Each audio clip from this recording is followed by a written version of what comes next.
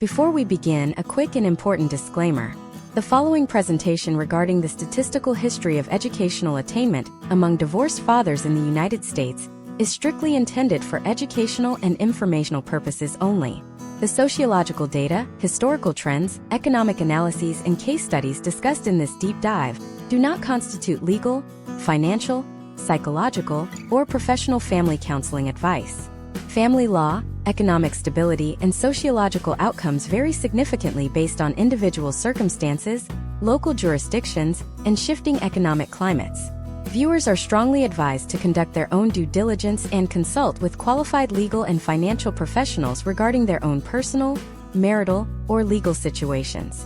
By continuing to watch, you acknowledge that you are viewing this content to understand historical demographic trends, not to seek actionable guidance for personal legal disputes or financial planning related to family dissolution. Imagine a demographic that has been completely transformed over the last 5 decades, yet mainstream society still largely views them through a deeply outdated, stereotypical lens forged in a bygone era. When the phrase divorced dad is mentioned, popular culture often paints a monolithic picture, ignoring one of the most powerful predictive variables in modern sociology: educational attainment. But what if I told you that a man's level of formal education, whether he holds a high school diploma, a bachelor's degree, or a postgraduate qualification, has historically dictated not just the statistical likelihood of his marriage ending, but the entire trajectory of his post-divorce life? The hidden data locked within the archives of the United States Census Bureau and decades of sociological research reveals a shocking narrative. Over the last 50 years, the statistical divergence between highly educated divorced men and those with lesser educational attainment has created 2 entirely different Americas. One group has historically seen divorce as a temporary financial and emotional setback before restabilizing, while the other has increasingly found themselves trapped in a downward cycle of economic disenfranchisement and familial alienation. By the end of this presentation, we are going to expose a specific, overlooked data anomaly from the late 1990s that completely upended our understanding of custody, income recovery, and educational demographics. This is an open loop that most leading sociologists are fully aware of, yet it rarely makes it into the public discourse. Once you see exactly how education level acts as a hidden lever in the machinery of the American family court system and postmarital economics, you will never look at marriage, divorce, or higher education the same way again. For the American audience watching today, understanding these historical trends and potential outcomes is absolutely critical. Whether you are currently navigating the complexities of family formation, analyzing demographic data, or simply trying to make sense of the modern economic landscape, the profound problem this deep dive solves for you right now is the pervasive lack of context surrounding the economics of family dissolution.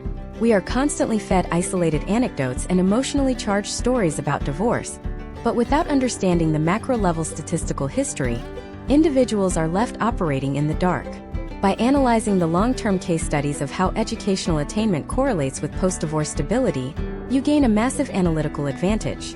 You will learn how to accurately read demographic shifts, understand the economic vulnerabilities associated with different educational tiers, and recognize the historical patterns that have shaped current family law outcomes.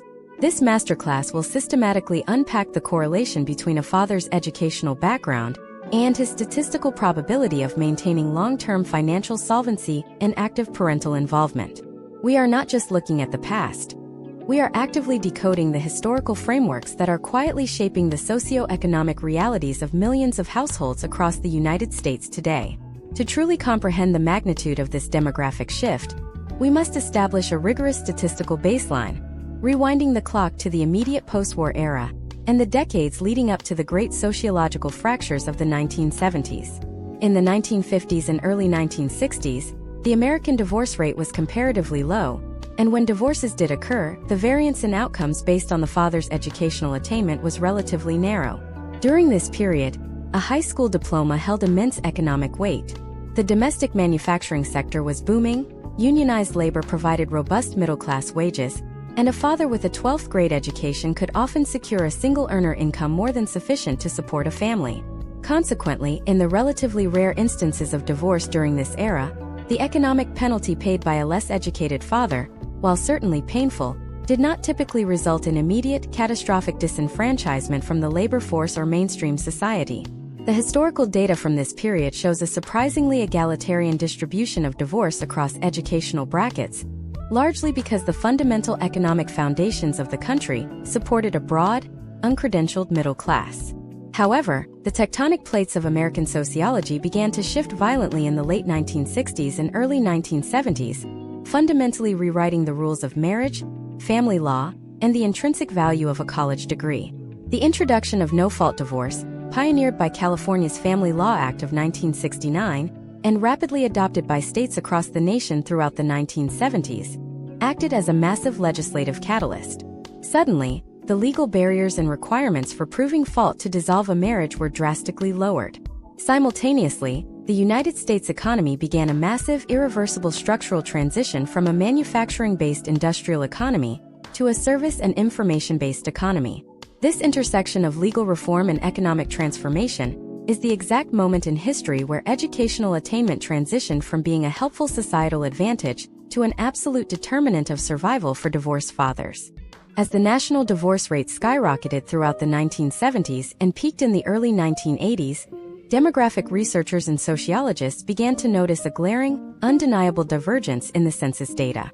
The college premium, the distinct economic benefit and wage multiplier associated with holding a bachelor's degree or higher, started to aggressively influence divorce statistics. For the first time in modern American history, men without a college education began experiencing significantly higher rates of marital instability compared to their college-educated peers. Furthermore, the post-divorce outcomes began to violently split into two distinct realities. Divorced fathers with higher educational attainment possessed the specialized skills, adaptable professional networks, and higher earning potentials necessary to absorb the massive financial shocks associated with alimony, child support, and dividing household assets. They could afford superior, specialized legal representation, ensuring much more favorable outcomes in complex custody disputes and asset division. Their educational pedigree effectively acted as an economic shock absorber against the financial devastation of a split household. Conversely, the statistical reality for divorced fathers possessing only a high school diploma or less became increasingly grim as the 1980s progressed. The blue-collar jobs that once provided robust stability were rapidly being outsourced, automated, or deunionized, leading to severely stagnant wages for uncredentialed men. When these men faced the rigid financial division inherent in the family court system, they lacked the upward professional mobility to out-earn the newly created deficit. Historical trends from this era show a sharp, alarming increase in the number of lesser-educated divorced fathers falling below the poverty line, struggling to maintain court-ordered child support payments, and subsequently experiencing much higher rates of geographical and emotional estrangement from their children. The American legal and economic systems had inadvertently created a scenario where a father's ability to remain a financially viable, present, and legally protected parent after a divorce was becoming inextricably linked to the institution where he earned his degree.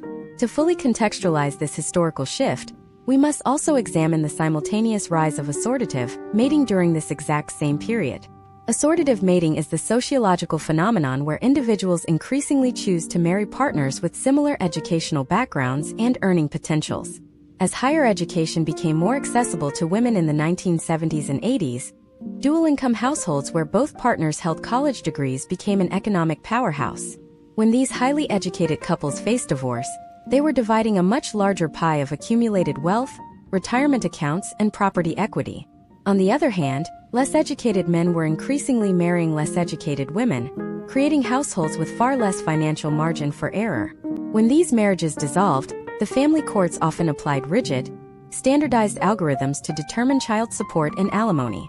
These algorithms, designed to maintain the child's standard of living, frequently interacted disastrously with the volatile hourly wage incomes of less educated men, while smoothly accommodating the predictable salary-based compensation of college-educated men.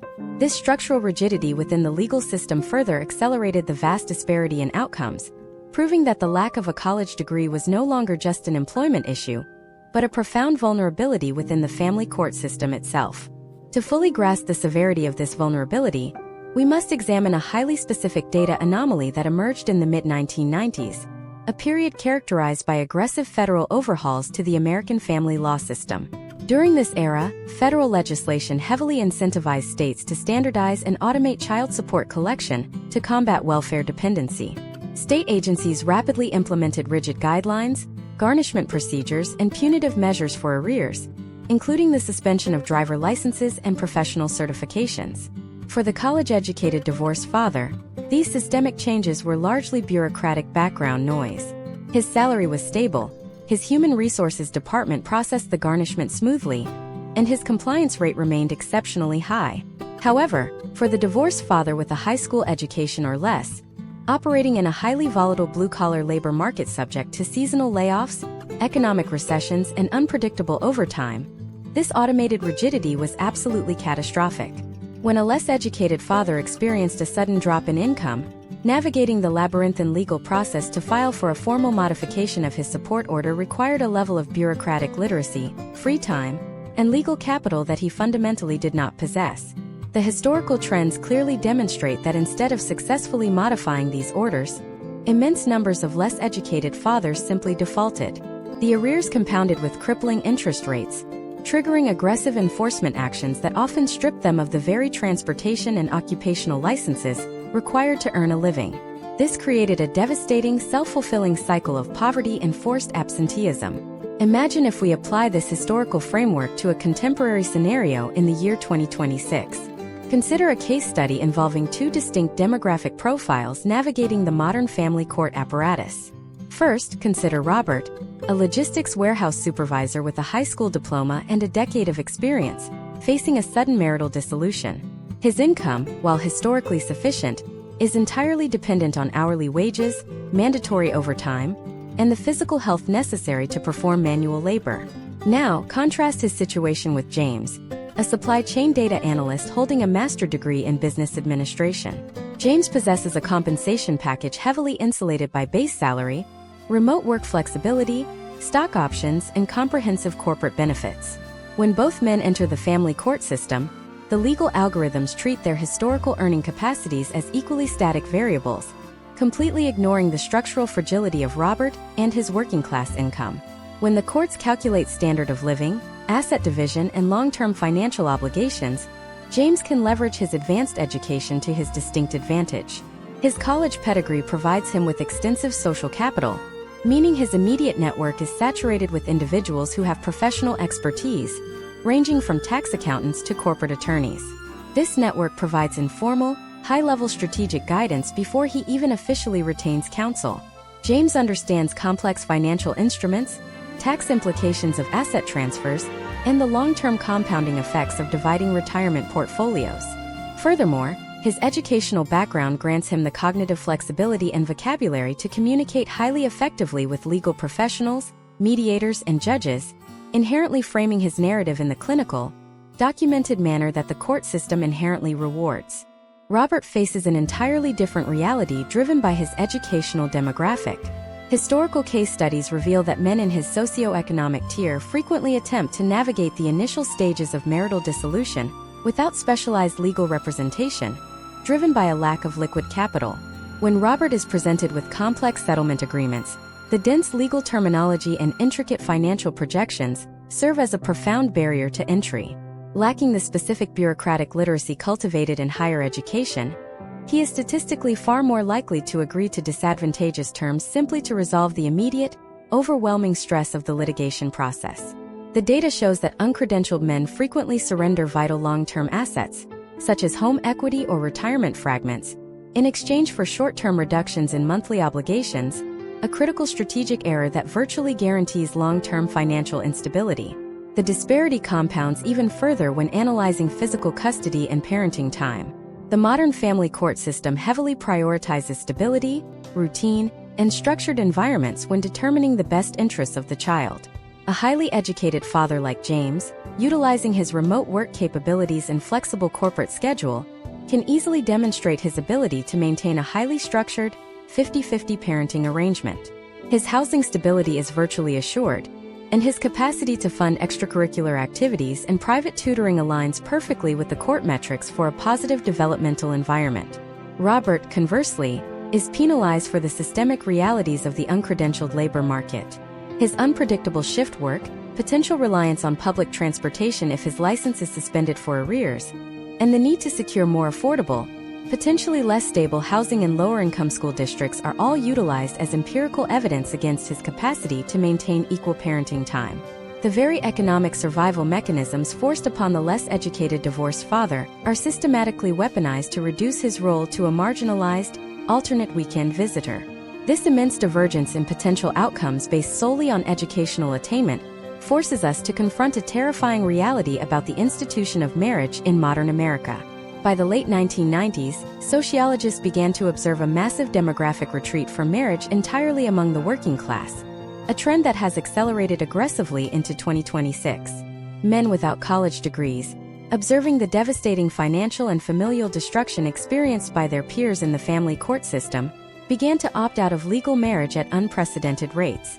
The data shifted drastically, revealing that marriage was rapidly becoming a luxury good, an institution exclusively reserved for those with the educational credentials necessary to survive its potential dissolution. But just as researchers believed they had fully mapped this socioeconomic divide, a radical, almost invisible legislative shift occurred in the early 2000s regarding the categorization of student loan debt during asset division, a legal maneuver that completely blindsided highly educated men and threatened to shatter the very financial invulnerability their degrees previously provided. If you want to understand how a single line of state appellate code turned the college premium into a massive, inescapable liability for a specific subset of high-earning fathers, you must look closely at the hidden debt algorithms. To understand how the hidden debt algorithms fundamentally altered the landscape for highly educated divorced fathers, we must meticulously dissect the precise legal mechanisms surrounding student loans and professional degrees within the family court system. Throughout the 1980s and early 1990s, when family law precedents regarding asset division were largely solidified, the cost of higher education was relatively moderate. A medical degree, a law degree, or a Master of Business Administration required a financial investment, but it was rarely a multi-decade, crushing financial burden. Courts developed a concept, primarily originating in states like New York, that treated a professional degree earned during a marriage as a form of marital property. The logic dictated that if a spouse supported the student financially or domestically during their education, they were entitled to a return on that investment, typically calculated as a percentage of the enhanced lifetime earning capacity that the degree provided. This legal framework made sense in an era of affordable tuition, but as we trace the historical trends into the 2000s and all the way to our current year of 2026, the cost of advanced educational attainment skyrocketed at an exponential rate. Federal lending limits were effectively removed for graduate students, creating a generation of highly credentialed professionals carrying mortgage-sized student loan balances. When this unprecedented debt bubble collided with the aging family law precedents, it created a catastrophic financial anomaly for a specific subset of high-earning men. The courts continued to view the earning potential of the degree as a divisible marital asset, awarding substantial alimony or disproportionate shares of physical property to the non-degree holding spouse to compensate them for their perceived contribution to the education. However, due to strict federal lending regulations and the non-dischargeable nature of student debt, the actual principal balance of the student loans almost universally remained the sole, unmitigated liability of the borrower. Imagine if we analyze a modern case study operating within this exact framework in 2026. Consider Christopher, a specialized orthopedic surgeon who married his wife during his first year of medical school. Christopher financed his entire medical education through federal graduate loans, graduating with over $400,000 in debt. Over the next decade, his wife managed the household while he completed a grueling, low-paying residency and fellowship, eventually securing an attending physician position with a gross annual income of $350,000. When the marriage dissolves, the algorithms of the family court evaluate his high gross income and establish aggressive child support and alimony obligations designed to maintain the affluent standard of living the family had finally achieved. The court acknowledges his wife's domestic contributions during his training and awards her the primary marital asset, the family home free and clear, as equitable distribution for the value of his medical license. But here is where the hidden debt algorithm executes its devastating mathematical reality. Christopher is now legally bound to pay massive monthly support obligations based on a gross income that is aggressively taxed at the highest federal and state brackets. Simultaneously, he is left as the sole guarantor of the $400,000 student loan balance, which is generating thousands of dollars in compounding interest every single month. Because student loan payments are frequently not considered a deductible expense when family courts calculate net disposable income for support purposes, Christopher is effectively taxed on money he never actually sees. The historical data and potential outcomes for men in this specific demographic show a terrifying trend of high-income insolvency. Despite earning in the top 1% of the United States workforce, the combination of maximum taxation, standardized alimony algorithms based on gross revenue, and massive non-dischargeable federal debt servicing pushes these highly educated fathers into a state of severe chronic liquidity crisis. They are forced to work excessive hours just to maintain solvency, which ironically, provides the opposing legal counsel with the exact ammunition needed to argue that the father lacks the available time to maintain a 50-50 physical custody arrangement. The advanced degree, which was historically the ultimate shield against post-divorce poverty, is transformed into an inescapable financial anchor. The father is legally forced to distribute the dividends of his education to his ex-spouse, while bearing 100% of the institutional cost of acquiring it. This specific legal asymmetry explains a massive underreported demographic shift, occurring right now in 2026. Statistical analysis reveals that men pursuing advanced professional degrees in medicine, law, and high-level finance are delaying marriage by an average of 8 additional years compared to historical baselines. They are aggressively seeking out partners with equal or greater educational debt loads to ensure symmetrical risk, or they are deploying highly complex, ironclad prenuptial agreements designed specifically to bypass state-level equitable distribution laws regarding educational earning capacity. This defensive sociological posturing has fundamentally rewired the marriage market for the upper middle class, proving that educational attainment is no longer just a measure of academic success, but a complex risk variable that must be managed through aggressive legal strategy before a marriage even begins. The family court system, relying on algorithms designed for a 1980s economy, has effectively weaponized the modern cost of higher education against the primary breadwinner. Sociologists have documented thousands of case studies where highly credentialed men, stripped of their liquid assets and burdened by impossible monthly obligations, experience severe physical and psychological decline, directly impacting their ability to function as present, effective parents.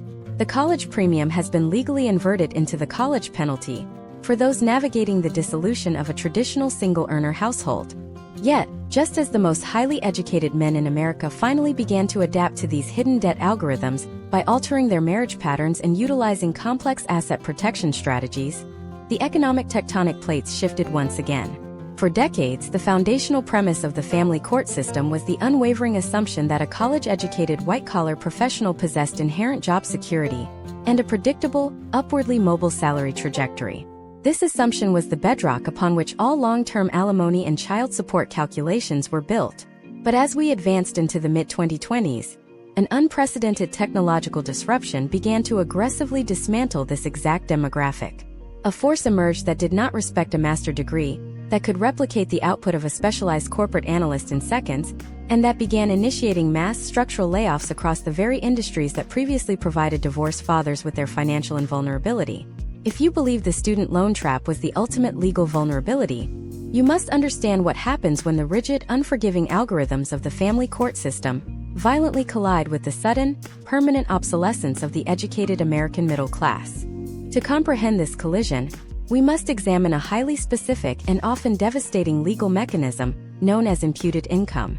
For decades, the American family court system operated on a fundamental, unquestioned premise regarding highly educated professionals. The baseline assumption was that a man possessing a bachelor's degree or a master's degree in a lucrative field held permanent, intrinsic economic value. If such a professional experienced a period of unemployment, the courts historically viewed this as a temporary, easily resolvable setback, or worse, a deliberate, bad faith attempt to artificially lower his income to avoid paying alimony and child support. To prevent this perceived evasion, family law judges routinely utilize the doctrine of imputed income. This legal maneuver allows a judge to legally assign a phantom salary to a divorced father based on his historical earning capacity, his educational credentials, and his past tax returns, completely regardless of his actual, present-day $0 cash flow.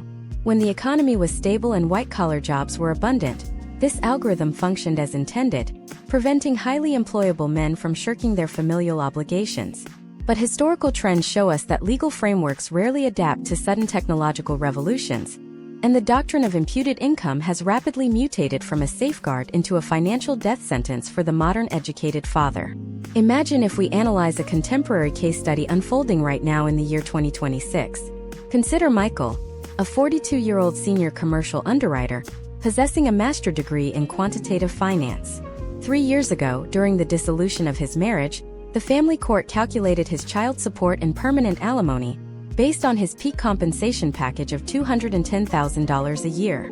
Michael managed these aggressive obligations successfully until a sudden structural paradigm shift occurred in his industry. By 2026, mass adoption of advanced predictive algorithms and autonomous financial modeling software completely eradicated the need for mid-level human underwriters.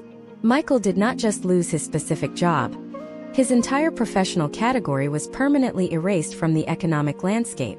He aggressively applies for hundreds of lateral positions, only to find that the labor market for his highly specialized, fiercely expensive master's degree simply no longer exists. Faced with rapid savings depletion, Michael files an emergency petition in family court for a downward modification of his support obligations, expecting the system to recognize his involuntary unemployment. Instead, he walks directly into the trap of the imputed income algorithm. When Michael stands before the judge, the opposing counsel does not argue that Michael is employed. They argue that a man with his pristine resume, advanced Ivy League education, and 2 decades of corporate experience is fundamentally choosing to be underemployed. The court relies on outdated Bureau of Labor Statistics data from 5 years prior, completely blind to the instantaneous obsolescence caused by modern technological disruption. The judge looks at Michael and dictates that with his level of educational attainment, he should easily be able to secure a job making at least $150,000. The court officially imputes this phantom income onto Michael, legally requiring him to continue paying massive monthly support out of a salary that exists entirely in the judge's imagination.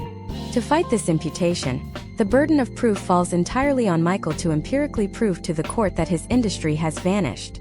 This introduces another catastrophic layer of the family court machine: the mandatory utilization of vocational experts. Michael cannot simply testify that he cannot find a job. He must hire an independent, court-approved vocational analyst to conduct a comprehensive labor market survey, evaluate his specific skill set against current technological trends, and draft a binding legal report proving his permanent unemployability. This process frequently costs upwards of $10,000 in upfront legal and expert retainers. Michael, already unemployed and draining his final liquid reserves to pay his existing, unmodified child support to avoid immediate jail time, fundamentally lacks the capital required to prove he lacks capital. The legal system demands a financial toll to access the mechanism of financial relief, trapping the highly educated father in an inescapable paradox. The potential outcomes for this specific demographic of divorced men in 2026 are historically unprecedented. Unlike the blue-collar workers of the 1980s who face gradual wage stagnation, these highly credentialed professionals are experiencing absolute, overnight income destruction. Because the court refuses to acknowledge this technological reality, Michael is rapidly pushed into arrears. Once in arrears, the automated enforcement systems designed in the 1990s activate with ruthless efficiency. His passport is flagged and revoked. State agencies initiate the suspension of his driver license, further crippling any secondary attempts to secure transitional, lower-paying employment. His professional certifications, the very credentials he spent years acquiring, are threatened with suspension by state licensing boards as a punitive measure for non-payment. The master's degree, once the ultimate guarantee of American upward mobility and the shield against post-divorce devastation, is systematically weaponized by the state to justify stripping him of his basic liberties. Sociological data from the past 3 years highlights a terrifying acceleration of this exact phenomenon. We are witnessing the rapid formation of a new hyper-educated underclass.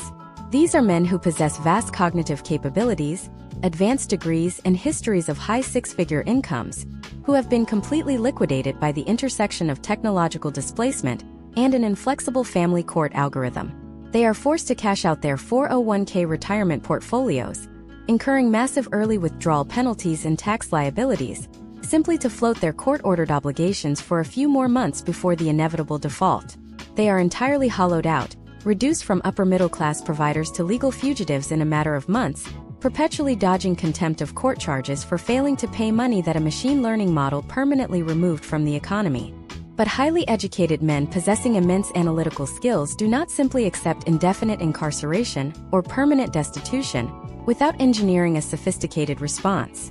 When the legal system effectively outlaws their economic survival within the borders of the United States, historical trends indicate they will eventually utilize their intelligence to identify asymmetrical escape routes. Facing the total collapse of their domestic lives, the permanent loss of their assets, and the constant threat of debtor's prison, a rapidly growing segment of these disenfranchised, white-collar divorce fathers are realizing that the only way to survive the algorithm is to completely unplug from the machine. They are beginning to execute a radical, coordinated strategy of geographic and financial untraceability that is currently terrifying state collection agencies and fundamentally challenging the jurisdictional reach of the American family court system. If you want to understand how tens of thousands of highly credentialed fathers are legally vanishing into the digital ether, you must examine the profound rise of the expatriate shadow economy. To comprehend how tens of thousands of highly credentialed fathers are legally vanishing into the digital ether, you must examine the profound rise of the expatriate shadow economy.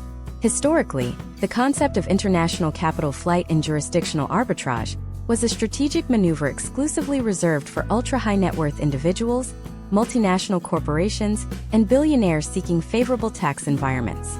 However, by the year 2026, the complete virtualization of the global workforce coupled with the absolute rigidity of the American family court system has radically democratized this survival strategy.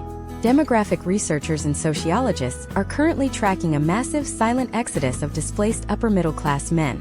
When an educated father is faced with the insurmountable mathematics of imputed income, where a judge legally demands he pay alimony and child support out of a phantom, six-figure tech or finance salary that no longer exists in the modern domestic labor market, he is forced into a brutal binary calculation.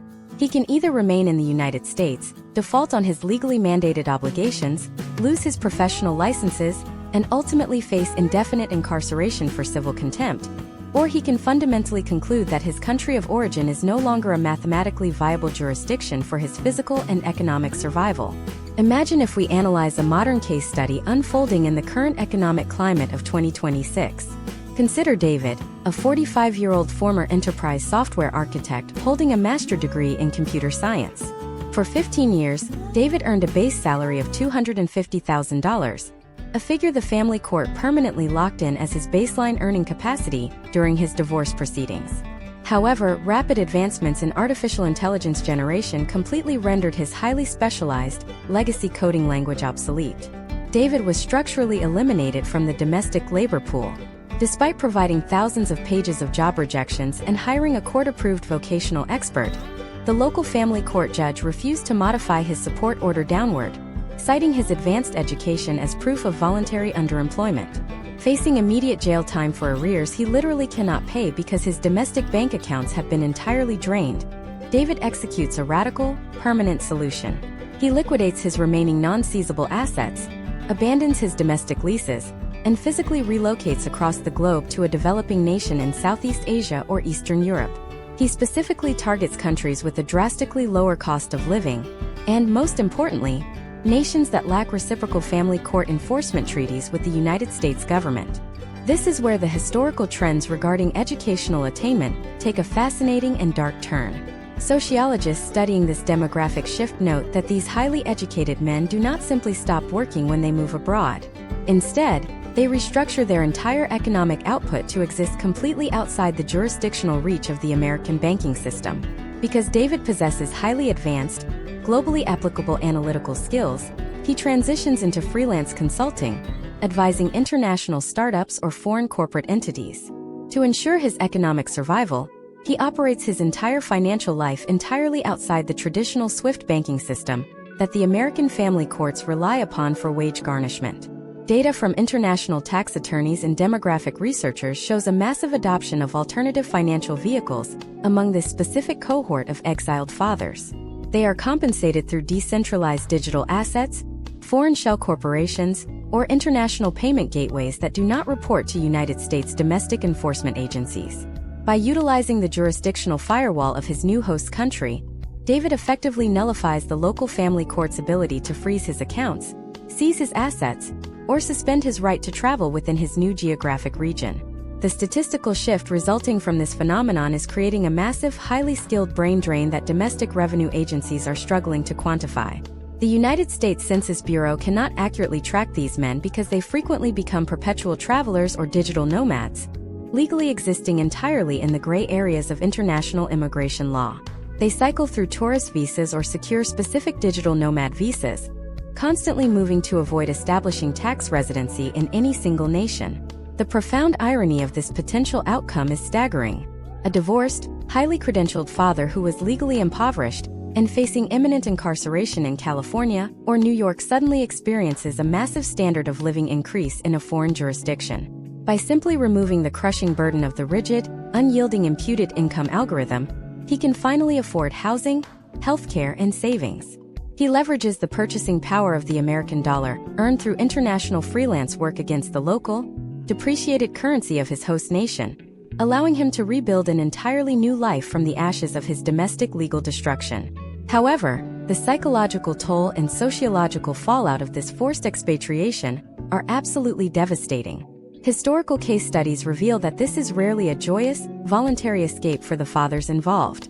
It is a desperate exile born of absolute legal terror.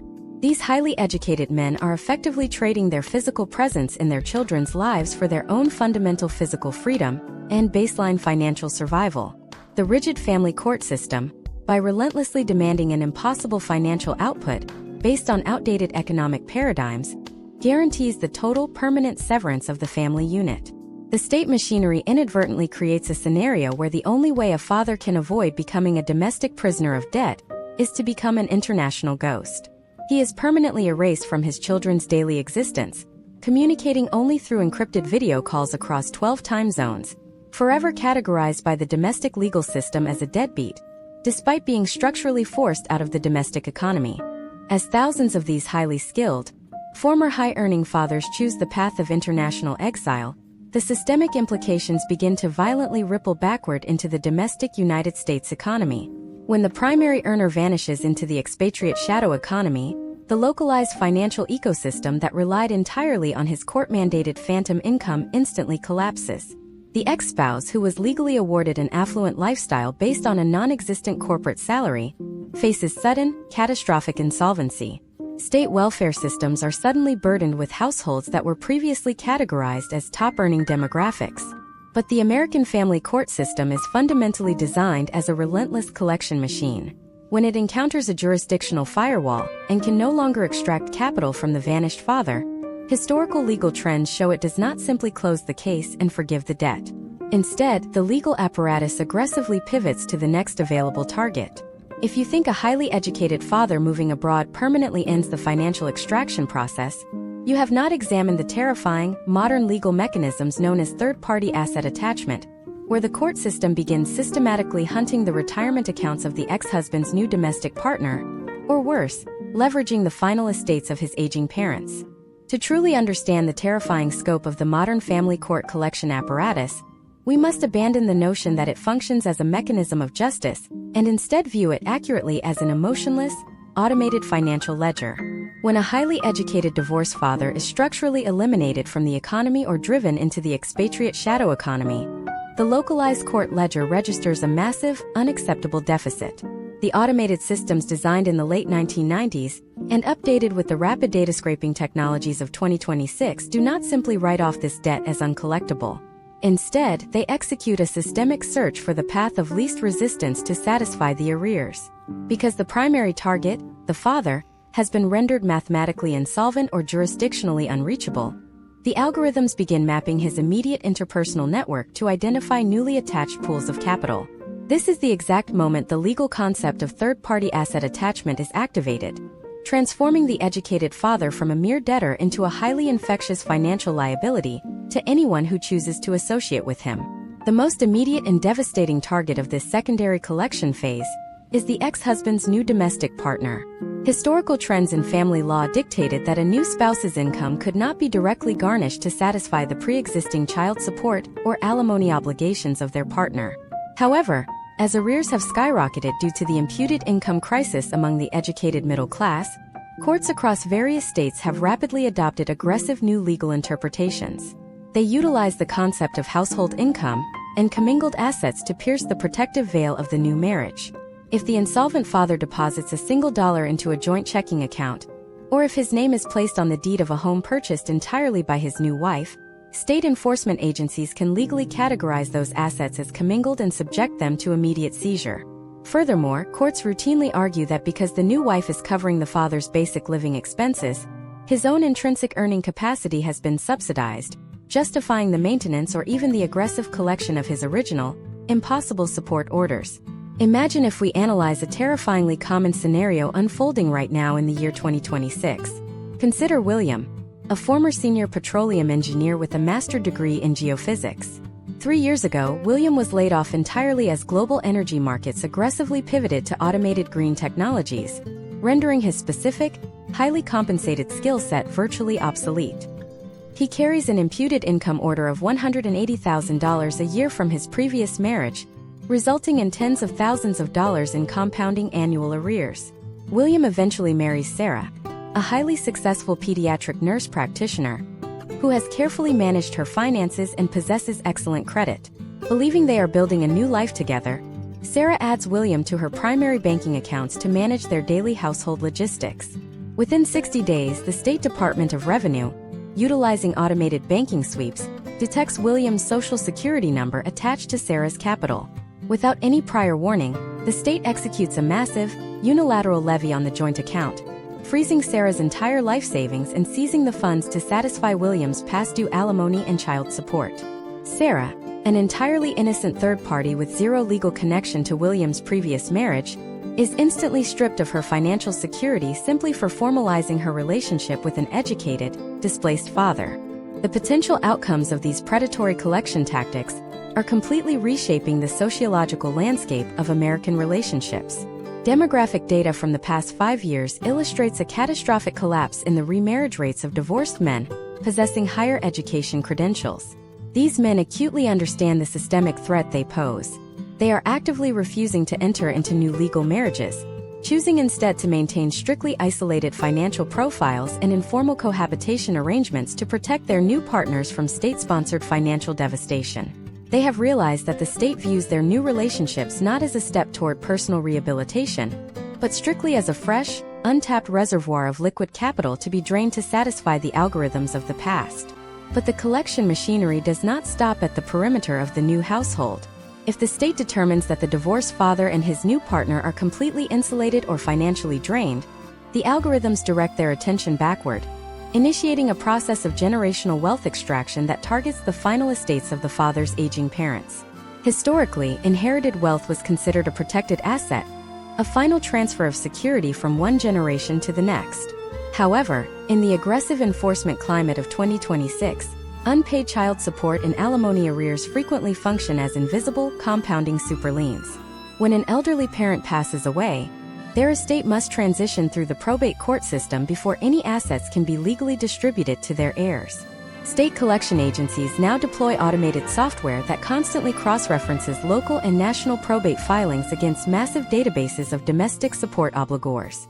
Consider the case study of Richard, a 48-year-old former commercial architect buried under insurmountable arrears due to the collapse of the commercial real estate sector. Richard's parents, retired school teachers, lived frugally for decades to build a modest estate consisting of a paid-off family home and a small investment portfolio, explicitly intending to leave this wealth to Richard to help him rebuild his shattered life. Upon their passing, the estate enters probate. Before Richard ever sees a single dime, the State Child Support Enforcement Agency automatically files a superseding creditor claim against the estate for the full amount of Richard's arrears, plus years of accumulated statutory interest. The probate judge is legally obligated to satisfy this state lien before distributing any remaining assets to the designated heirs. The parents' lifelong savings, their home equity, and their financial legacy are forcibly liquidated by the state and transferred directly to Richard's ex-wife. The state effectively steps into Richard's shoes, inheriting his parents' wealth on his behalf, and then immediately confiscating it. This draconian mechanism has triggered an unprecedented panic within the estate planning industry. In 2026, the parents of highly educated, divorced men are being forced to spend tens of thousands of dollars on complex legal countermeasures just to protect their own assets from their sons' family court liabilities. They are aggressively amending their wills to explicitly disinherit their own children, utilizing complex generation-skipping trusts that transfer assets directly to their grandchildren, deliberately bypassing the divorced father entirely to prevent the state from intercepting the capital. The educated divorced dad has become such a profound legal liability that his own family must legally pretend he does not exist to protect their generational wealth. We have documented how the system destroys the father, financially attacks his new partner, and strips the wealth of his aging parents. The absolute devastation of this demographic is undeniable. But as this horrific data slowly leaks into the mainstream consciousness of young, highly educated men currently studying in universities across the country, it is triggering a massive, preemptive sociological phenomenon. If you want to understand why the brightest young minds in America are orchestrating a coordinated statistical boycott of the entire institution of marriage, you must look at the birth of the modern marriage strike and the terrifying rise of the corporate prenup. To truly comprehend the birth of the modern marriage strike, we must first dispel the mainstream media narrative that this demographic shift is driven by a superficial Peter Pan syndrome or an extended adolescence. The historical trends from 2020 leading right up to our current year of 2026 reveal something far more clinical and deeply pragmatic. The young men currently graduating from top-tier universities with advanced degrees in engineering, medicine, law, and quantitative finance are the first generation to possess total, unfettered access to the catastrophic economic data of the divorced fathers who came before them. They have watched their own fathers, uncles, and older professional mentors get systematically liquidated by the imputed income algorithms and third-party asset attachments we just dissected. They do not view the family court system through the naive, romanticized lens of the 1990s. Instead, these highly credentialed young men view the institution of state-sanctioned marriage exactly as a high-level corporate litigator views a hostile merger possessing infinite downside risk. They have run the actuarial tables, calculated the statistical probability of a 50% dissolution rate, and logically concluded that signing a standard, state-issued marriage contract is an act of insurmountable financial negligence. Imagine if we analyze the psychology and strategic positioning of a prime candidate within this demographic right now in 2026. Consider Jonathan, a 26-year-old artificial intelligence researcher, completing his doctorate at a prestigious technical institute.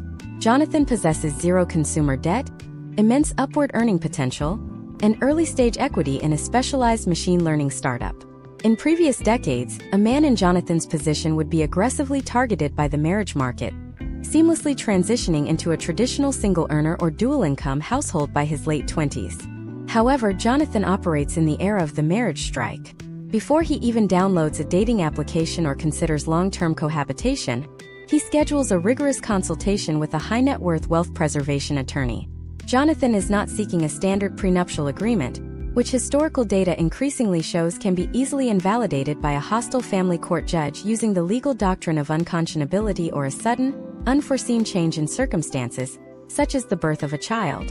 Instead, Jonathan is initiating the terrifyingly complex, hyper-defensive legal strategy known as the corporate prenup. The corporate prenup is not a single, easily voided document. It is a sprawling fortress of advanced financial engineering, designed to legally sever a man's biological identity from his future economic output long before a marriage license is ever signed. Step by step, the process completely compartmentalizes his wealth. First, Jonathan establishes a domestic asset protection trust in a highly favorable jurisdiction like South Dakota or Nevada. This specific type of irrevocable trust allows him to place his current startup equity and any future intellectual property patents completely outside of his personal estate. He does not legally own these assets, the trust owns them, and he is merely a discretionary beneficiary governed by an independent trustee. Because these massive assets are placed into the irrevocable trust years before he ever meets a future spouse, they cannot legally be classified as marital property or subject to equitable distribution during a hypothetical divorce in the year 2035. The family court algorithm, designed to scan a man's personal social security number for seizable assets, effectively finds a legal ghost with zero net worth. But the corporate prenup goes much deeper than just protecting premarital assets. It aggressively shields future, active income from the terrifying doctrine of imputed income. Jonathan's legal team establishes a specialized limited liability company that acts as his exclusive personal holding corporation. When Jonathan eventually consults for massive tech conglomerates or takes on executive roles, his salary is not paid directly to Jonathan the individual. The executive compensation is paid directly to his holding company under a strict business-to-business vendor contract. The holding company then pays Jonathan a very modest, carefully controlled W-2 salary, just enough to cover his basic living expenses. The vast majority of his true economic output is retained within the corporate structure as retained corporate earnings or aggressively reinvested into non-liquid, heavily depreciated corporate assets such as specialized server equipment or commercial real estate held entirely within a separate series LLC. This creates an intentional, highly engineered poverty on paper.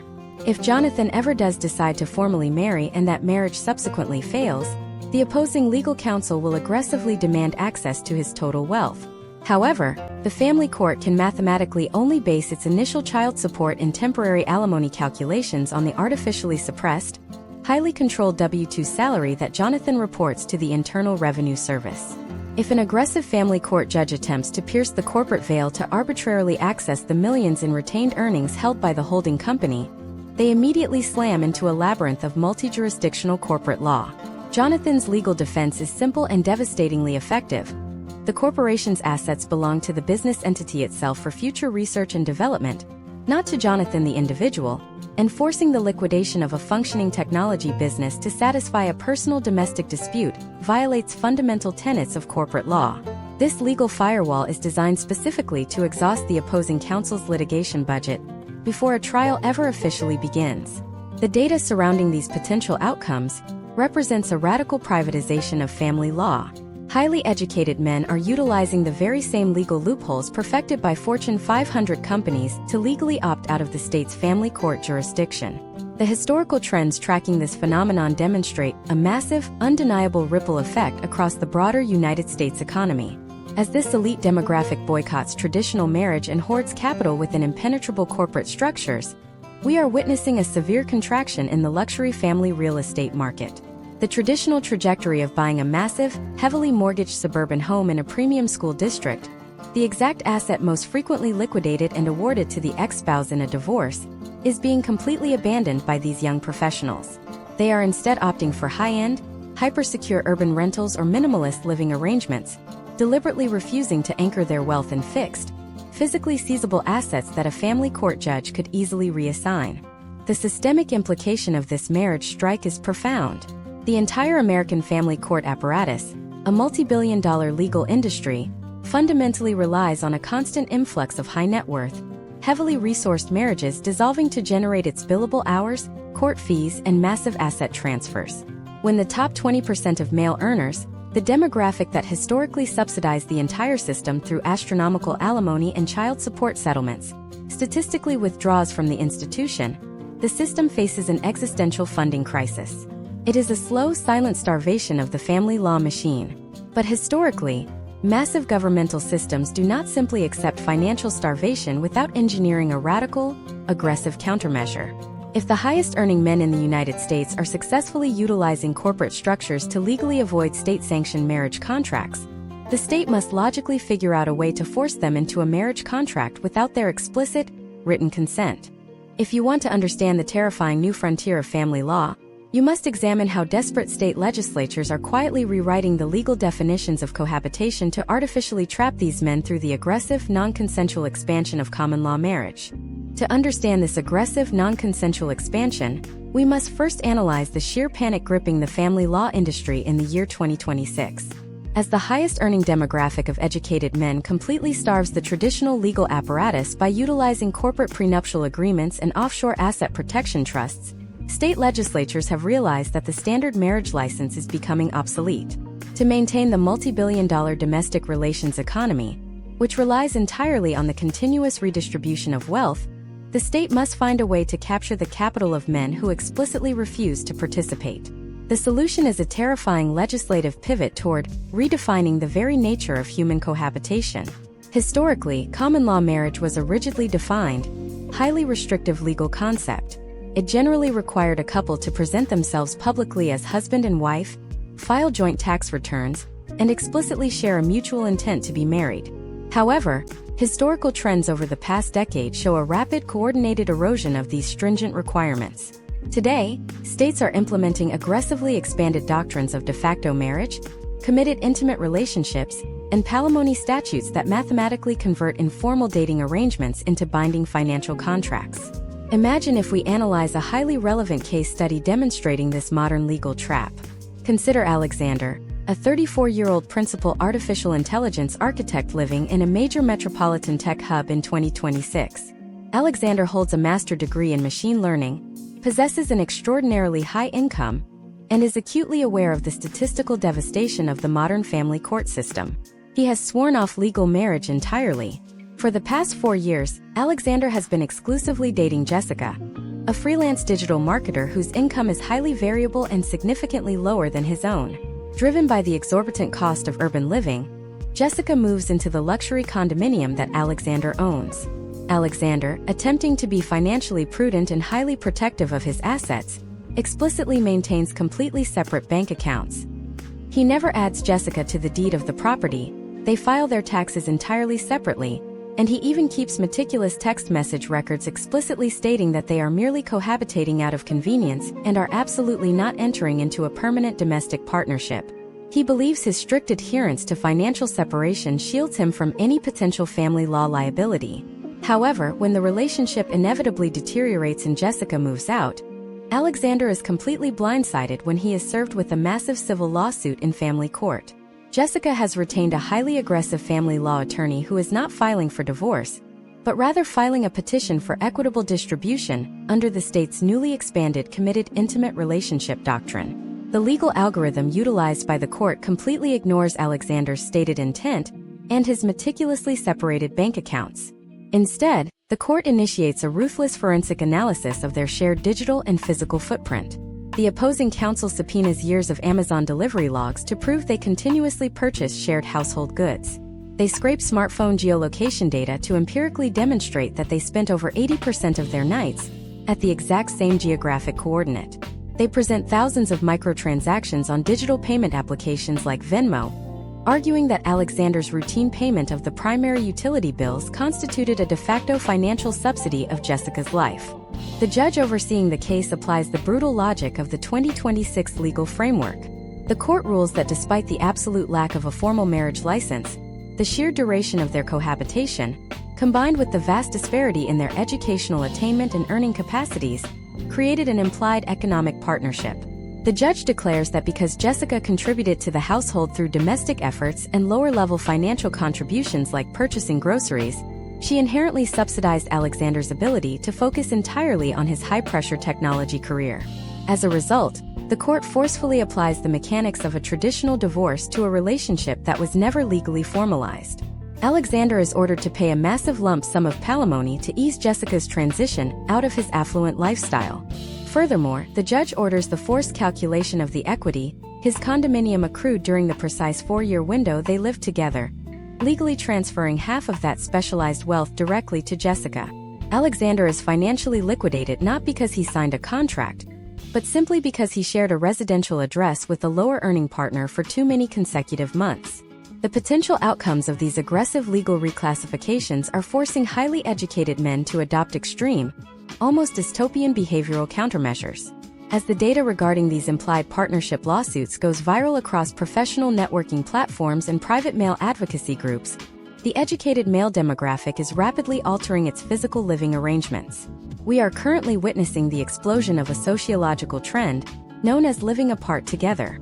Men in the highest earning brackets are entering long-term, exclusive romantic relationships but absolutely refusing to ever merge households. They will pay the astronomical costs of maintaining 2 entirely separate urban apartments, rather than risk the catastrophic legal liability of allowing a romantic partner to establish physical residency. They instruct building concierge services to never accept mail bearing their partner's name, knowing that a single piece of forwarded mail can be weaponized in court as definitive proof of established cohabitation. In scenarios where cohabitation is absolutely unavoidable, men are leveraging their vast educational and financial resources to create impenetrable corporate firewalls around their own homes. Instead of allowing a partner to simply move in, men like Alexander are transferring the ownership of their personal residences into specialized anonymous property management (LLCs). When the romantic partner moves into the property, she is legally required to sign a strict, fixed-term, commercial-grade lease agreement, complete with a security deposit and monthly rent requirements. The man effectively acts as an anonymous landlord to his own girlfriend. This establishes a highly documented, undeniable landlord-tenant relationship that legally supersedes any future claims of an implied domestic partnership. The relationship is completely stripped of its organic nature and replaced with rigid, adversarial corporate compliance. The historical trends indicate that the state and the highly educated male are currently locked in a devastating legal arms race, with the state constantly attempting to lower the threshold of financial capture, while men continuously engineer increasingly complex methods of structural evasion. But this relentless pressure cooker of legal liability is pushing the demographic toward a final, absolute breaking point. If a man cannot legally marry without risking his future, and he cannot even informally cohabitate without triggering the exact same financial destruction through de facto marriage statutes, the logical progression for a highly analytical mind is to entirely remove the ultimate liability from the equation. The legal engineering around physical assets is merely a symptom of a much deeper, more permanent withdrawal. If you think the corporate restructuring of a residential lease is extreme, you must witness the terrifying biological countermeasures men are quietly executing in 2026. The statistical explosion of preemptive, irreversible medical procedures among high-earning 25-year-old men is creating a demographic winter that no state legislature or family court algorithm can ever reverse. To comprehend the sheer scale of this biological boycott, we must first analyze exactly why the highly educated American male has identified his own reproductive capacity as his absolute greatest legal vulnerability. By the year 2026, the young men observing the devastation of the family court system have realized a terrifying truth about state and federal law. You can hire the most brilliant wealth preservation attorneys in the country to draft an impenetrable corporate prenuptial agreement. You can establish anonymous holding companies to purchase your real estate. You can refuse to ever let a romantic partner establish legal residency in your primary domicile to avoid de facto marriage statutes. You can build a fortress around your wealth, but the moment a biological child is conceived, every single one of those carefully constructed legal firewalls instantly evaporates. In the United States, child support obligations operate under an entirely different, vastly more aggressive legal jurisdiction, heavily influenced by Title 4D of the Social Security Act. Under this federal framework, state governments are heavily incentivized and financially rewarded by the federal government for establishing paternity and aggressively collecting child support. The family court algorithms do not care about your intentions, your relationship status, or your corporate structures. Paternity establishes an immediate, non-negotiable financial contract between the biological father and the state, acting on behalf of the mother. Because these algorithms are strictly tied to biological DNA, they completely bypass the need for a marriage license or a cohabitation agreement. If you possess the earning capacity of an advanced degree, the state will extract its mandated percentage of that capacity for 2 decades, regardless of how meticulously you have organized your private life. For the highly analytical minds graduating from medical schools, law schools, and elite engineering programs, this presents an unacceptable level of catastrophic systemic risk.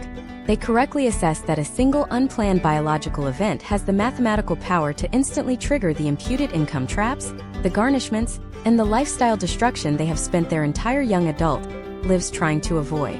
Imagine if we examine a defining case study that perfectly illustrates this biological trap in the modern economic landscape of 2026. Consider Matthew, a 28-year-old quantitative analyst working for a major hedge fund. Matthew has studied the historical trends of family law and deployed every defensive strategy available. He rents a high-end luxury apartment, keeps his massive investment portfolio in a specialized trust, and dates casually, completely refusing to merge his life with anyone. He believes he has perfectly insulated his $250,000 annual income from the domestic relations industry. However, a brief, casual relationship results in an unplanned pregnancy. Despite Matthew having zero intention of forming a family unit or cohabitating, the state immediately initiates a paternity establishment action upon the child's birth. When Matthew is summoned to family court, the judge does not care about his carefully guarded independence. The algorithm simply looks at his W-2 statements and his advanced degree in financial mathematics. The state immediately orders a massive monthly child support garnishment based on his top-tier income bracket. Furthermore, the court orders him to provide comprehensive medical insurance and proportionately contribute to all future educational and extracurricular expenses. Almost overnight, Matthew loses control of a massive percentage of his net disposable income. His ability to aggressively invest, travel, and maintain his affluent lifestyle is permanently crippled. He is legally tethered to the mother of the child for the next 18 to 21 years, subject to her geographic movements and her potential requests for upward financial modifications if his income ever increases. He successfully avoided the marriage trap, but he was entirely liquidated by the biological trap. Observing potential outcomes like Matthews, the peer group of young, highly credentialed men in 2026 has initiated a radical, permanent countermeasure. We are currently observing a massive, unprecedented statistical spike in voluntary vasectomies among childless American men under the age of 30 who possess advanced degrees. Historically, urologists and medical professionals were highly reluctant to perform irreversible sterilization procedures on young, childless men, often requiring psychological evaluations or mandatory waiting periods. However, the sheer overwhelming demand, coupled with changing medical ethics guidelines acknowledging bodily autonomy, has completely normalized the procedure. For this specific demographic, scheduling a vasectomy appointment immediately after defending a doctoral thesis or passing the state bar examination has become a perverse modern rite of passage. It is no longer viewed as a medical procedure. It is viewed entirely as the ultimate, unbreakable financial shield. These young men are making a cold, calculated actuarial decision.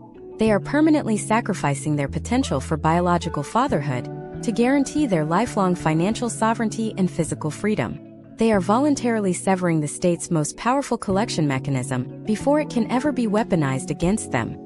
By removing the biological variable from the equation, they achieve absolute immunity from the family court system.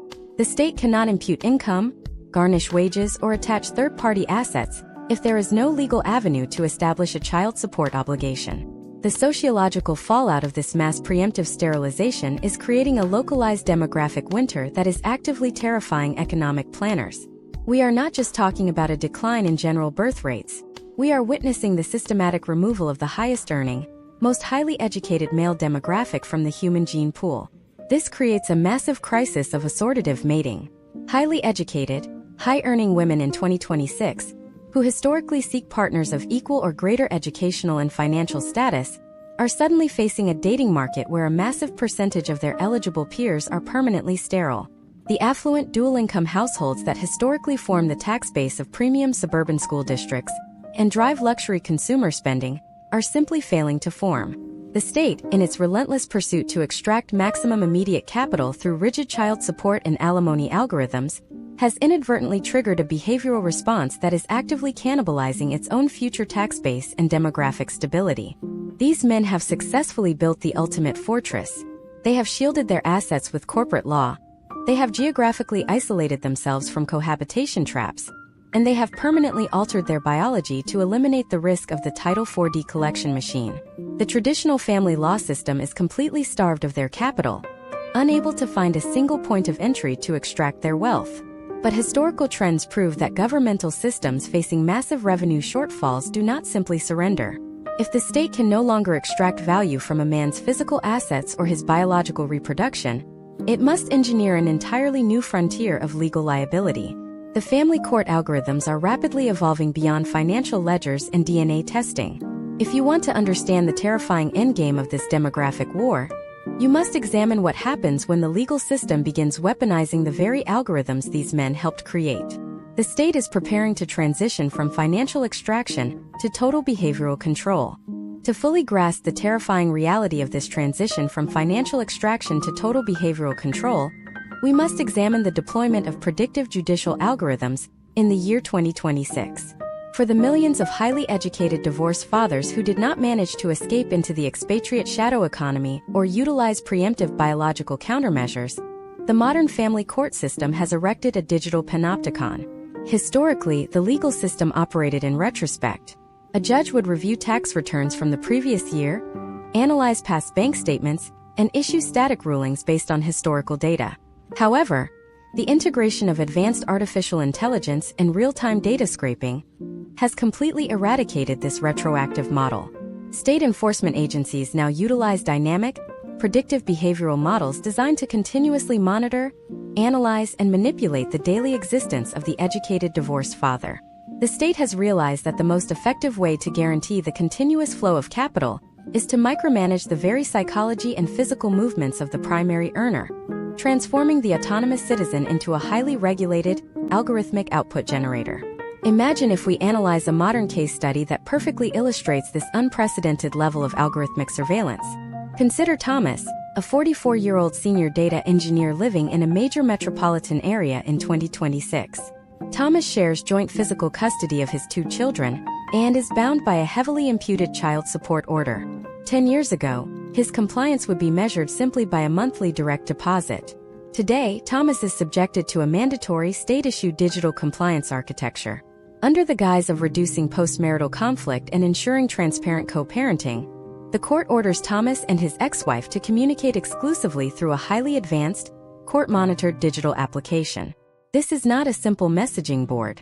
This platform utilizes aggressive natural language processing and sentiment analysis algorithms to actively monitor every single keystroke, audio message, and digital interaction between the 2 parties. The behavioral control mechanism activates the moment Thomas expresses any form of frustration regarding his financial obligations or schedule changes. If the algorithm detects a cluster of vocabulary categorized as hostile, uncooperative, or emotionally volatile, it does not merely flag the conversation for a human mediator. The system autonomously generates a behavioral demerit on Thomas's permanent digital judicial profile. Accumulating these algorithmic demerits has severe, immediate consequences. The family court software is integrated directly with his custody schedule. If Thomas's sentiment score drops below a state-mandated threshold, the algorithm can automatically recommend a reduction in his physical parenting time, citing a statistically high probability of emotional instability. To regain his baseline custody percentage, Thomas is forced to pay for and complete state-mandated digital anger management modules, effectively monetizing his algorithmic infractions.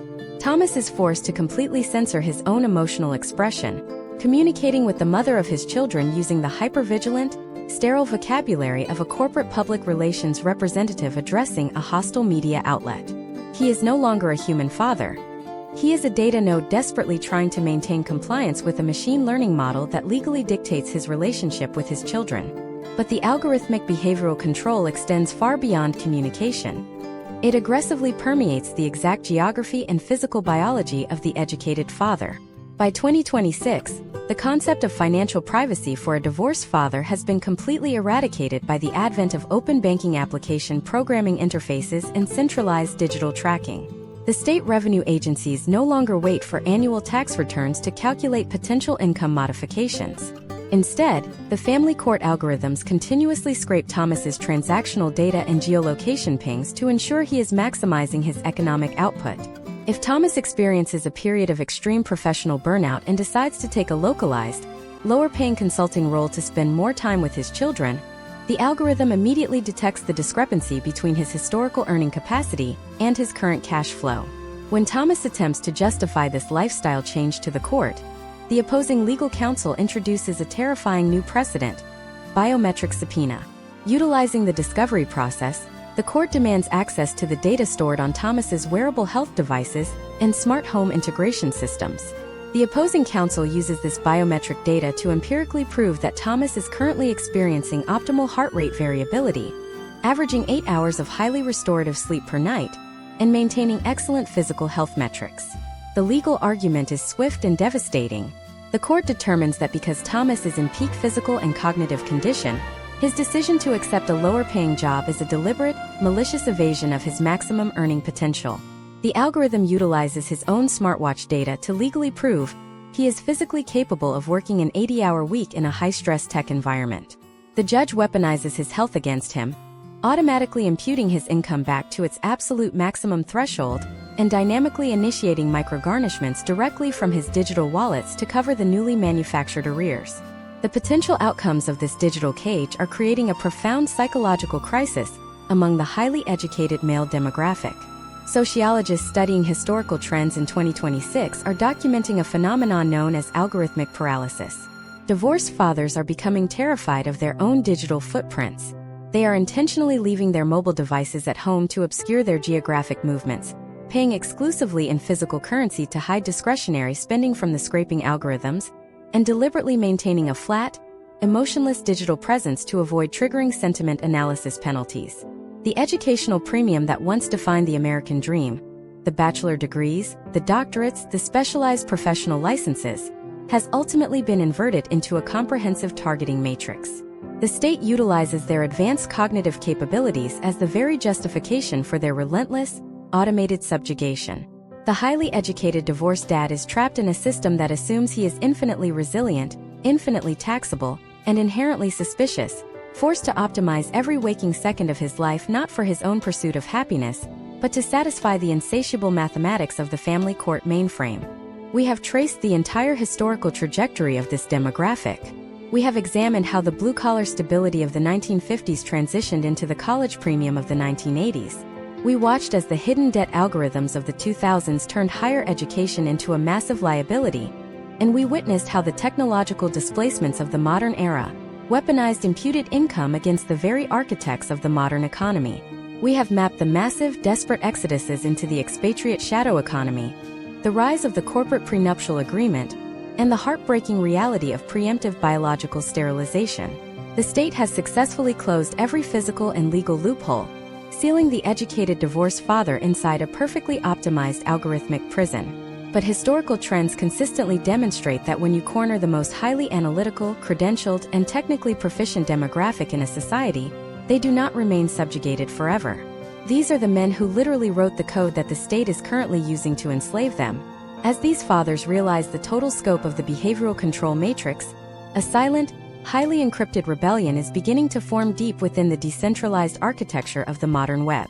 If you want to understand how a decentralized collective of data scientists, quantum computing specialists, and rogue financial analysts are preparing to launch a coordinated, algorithmic counteroffensive to permanently dismantle the digital infrastructure of the American family court system, you must closely analyze the birth of the predictive jurisdiction wars.